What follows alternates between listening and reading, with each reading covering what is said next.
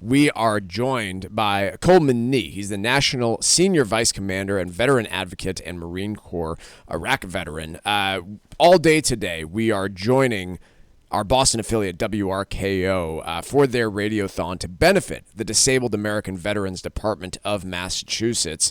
And we'll be doing this all day. We've got the 5K coming up tomorrow. But, the point that I want to make, we've got listeners all over the place that are tuning in right now, all across Massachusetts, who may or may not have heard of the Disabled American Veterans Department. If you'd like to do your part, first and foremost, you can call for the radiothon at 978-632-1985. Once again, that's 978-632-1985. You can go to dav5k.boston as well.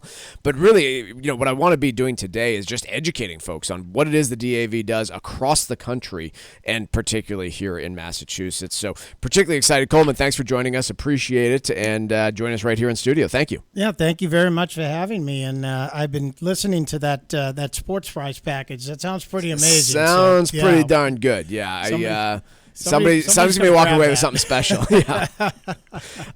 So, Coleman, let's start off with your background. Can you talk to me a little bit about your military service? Sure. So I went into the Marine Corps when my senior year of high school, originally in the reserves.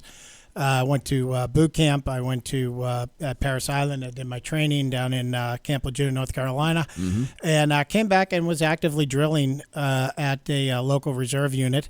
Right up until Saddam Hussein got a little antsy and decided he wanted to go to Kuwait. And next thing I know, I was spending the next 7 months of my life somewhere else. And, I loved the Marine Corps. I loved military service. Not everything about it or every day. I don't think I've ever met a active duty or veteran who says they love every single point of military service. That's not really the point. You don't love it every single day, but you do. I'll tell you, and you know what? And it's funny too, Mike. You don't realize how much you've missed it and what you have until you're out of it. Yeah. And then you begin to realize, wow, there's an element to my life of camaraderie and a sense of mission and a sense of purpose, and that's change, and it's a little different. And that's really, and to your point, that's what DAV does. We help service members who are transitioning to understand not only what their benefits are, but also how to be successful back home and reintegrating with their families and reintegrating back to civilian workforce. We're a 100-year-old plus nonprofit organization. We've been helping keep the promise to America's veterans for that entire time. We do outreach to do drives for medical appointments all across the country. In fact, I saw some crazy stat where, if you total up all the volunteer hours that we've driven, we've gone around the world more than a few times. We represent the interests of veterans on Capitol Hill. So we have an active legislative team that's down there making sure that Congress, one, doesn't diminish any of our benefits or services, and two, that when we hear from members through resolutions at the state level, they let us know what issues they want us to work on, and our legislative team goes to work on that. And we do claims, which is really important for a lot of people listening right now. If you're a veteran or you know someone who's a veteran, if you're the spouse of someone who is a veteran, even if that veteran has already passed, unfortunately, or is no longer with us, there are still a tremendous amount of benefits and services that I think people just don't know about. Right. And DAV is that kind of that navigator that helps you kind of get across this complex myriad of federal, state, local agencies with varying forms and varying different types of procedures. So we're the people that have done it before, and we can help you get through that as easy as possible. Now, Coleman, I'm sure, like most of the people that we are talking to, the DAV and your work with them isn't the only organization you've been involved with. I understand you were appointed by the governor of Massachusetts to serve as the Massachusetts Secretary of Veterans Services back in 2011. Can you talk to me a little bit about your work there, and then the transition with the DAV and work that you did then with the DAV? Sure. I was undersecretary in 2007, and in at the end of 2010, Governor Patrick honored me by appointing me as secretary.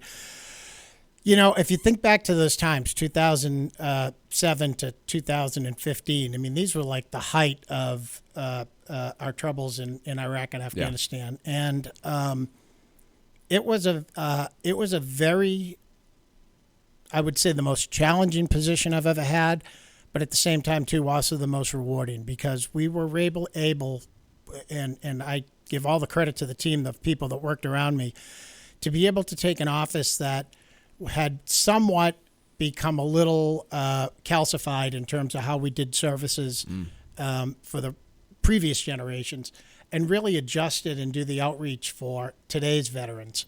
Because, look, I mean, it's different. You communicated the same way, basically, if you were in World War II, Korea, or Vietnam, right? You got letters, occasionally maybe you get an overseas phone call that you can only talk for 10 seconds on, or it was going to cost $1 bazillion. Nowadays, today's veterans not only communicate, when they're in service, but the way they communicate, the things that they're interested culturally today for the younger veterans are a lot different than what they were for the older veterans. So we need to do a better job modernizing not just our governmental services, but even places like DAV. We need to do a better job providing value to those veterans. And frankly, to tie in with the theme of your show, for many of these veterans, the younger veterans and the older veterans that we're working with, DAV not only helps them secure those benefits, but we also try to guide them into places where they can help manage them. If you think about somebody who's 100% service-connected disabled, so the government has determined that you are 100% incapable of and unemployable. You're not able to work, you're 100% deployed, and that's related directly to your service. Now, we say that's great because now we get them a disability check. Well, that disability check only rounds out around $38,000 a year. Yeah. I mean, do you know anyone in Massachusetts? Anybody living in Massachusetts? On $38,000 a year. So, so we're out there fighting for things like property tax abatements. We're out there fighting for, more real estate excise tax abatements. We're out there fighting for trying to get people into more closer long-term care that's paid for by the government or paid for by the VA as a way to make sure that these people are getting their benefits, but also as a recognition that, it's heartbreaking to see some of the conditions that some of our heroes, particularly Korean and Vietnam veterans, live in, after giving so much of themselves to the country and then having to struggle with those issues and those injuries and those wounds for years and years, and having that affect, everything else, including your finances. So, Coleman, just another minute or so here, but I do want to touch on this. You're coming up on Veterans Days, and, a lot of different organizations are going to be asking for our listeners' money. We're everybody out there. I mean, why the DAV? What is so special about the DAV when you look out there, and what led you to do work there, and why should our listeners be particularly paying close attention to the work that DAV is doing across the country? Sure. Let me do the second one first. So why did I join DAV? Because I found DAV to be one of the most active and engaged and forward-thinking vet service organizations that was out there. I found them looking not just at their past and resting on their laurels, but looking at the next generation of veterans and the diversity in those veterans. More women vets, more African American, more Latino. We've got LGBTQ plus vets now that are coming off of the Don't Ask, Don't Tell repeal. We're coming up with plans and strategies to not only help serve those people, but to understand what their unique needs are and then advocate on behalf of that at the congressional level. Why people should give. Let me start right now. We're a five-star rated Charity Navigator charity. The majority of your money goes into direct services, overwhelming majority of it. We're providing rides every day. We've got volunteers in hospitals. We're one of the only DAV chapters in the nation that actually has housing and supportive services for formerly homeless vets and vets that are struggling with addiction. We are doing group projects at people's homes for veterans that may need a ramp or may need some other type of assistance. And we're doing retreats for women veterans. We're doing retreats for other groups. Targeted groups. Yeah. So it's really if you think about the veteran services world, and I know you're wrapping up here, but if you think about it, think about, we're serving people who may be 19 years old, who just got into an accident in the military and they got a medical discharge. And we're serving people that are 99 years old that are looking for long-term care.